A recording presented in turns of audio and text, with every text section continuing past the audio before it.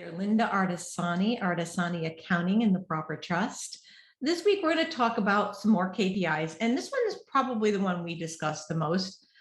It is most likely the one, when you look at expenses in a law firm, one of the largest expenses you have is your wages. So we're going to dive into some attorney productivity as our KPI of the week.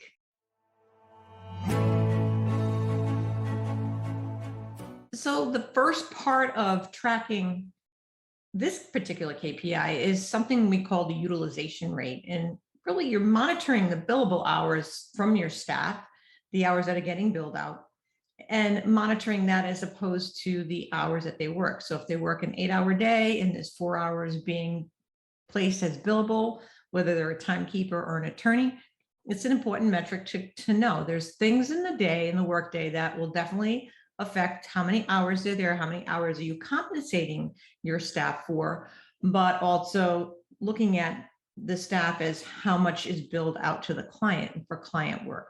So that utilization rate is the percentage of an employee's total amount of working hours that are spent that are billed against the client. And no one really works 40 hours in the perfect world, right? Utopia, 40 hours will be billed out, but that's not what happens. Sometimes we have meetings, we have lunch, staff meetings, financial meetings, trainings. I mean, there's lots of things that can come and get in the way of the working hour, the working day. But it's a really good metric to track, especially for the partners or the owner of a law firm, to see if a staff member is not producing. And once that's revealed, it's pretty vital to have a conversation about the production around the hours that are worked for the client, and also looking at whether some of those hours are written down. That's also an important thing to look at as well. So how do we calculate the utilization rate? Let's go here. I'm going to share my screen. I'm just going to show you a very simple metric to track, but it's really a vital one. Tracking this metric, as you can see here, it's a very simple math equation. It's to calculate the utilization rate. It's equal to the billable hours divided by the available hours that an attorney would work. And of course, to get that percentage, you multiply it by 100. Utilization rate is a very simple math problem. It is your utilization rate is your attorney's hours worked divided by their hours billed out to their clients. Very, very simple. That's an important metric to know, because if you know this number, this is part of your overhead, every attorney should know what it costs them bare bones minimum to run their firm. That's important too. So it's a very critical number to know that, but also to know in your firm how all the attorneys are producing, how well are they doing?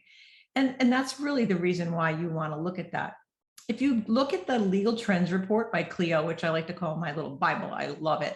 A 76 is what the average law firm in Florida should be striving for with a utilization rate. But it varies by where you are. And there's also realization rates in there. So you want to look at what the other firms around you are doing as far as that goes. Which brings me to the realization rate. So realization rate truly is another piece that you really want to look at. And it's very similar to utilization rate, except that you're not going to look at anything billed overall. You're going to take a look at that math equation against bills that have been paid. So how many hours worked against how many hours are of hours that were billed and paid. So it's a real finite number to take a look at to know if your firm is doing well. It's really important. And because of the fact that there are write-downs and things that can affect the billable hour, when you're looking at billable hour, sometimes it's not a great metric to check with, only because if you have a firm that a lot of people are writing down hours, and I've got a good blog post on that, the effects on the overall equation are eye-opening. It's really quite a statistic. And a lot of times attorneys just write down because they don't want to collect, or they feel that the client will never pay it.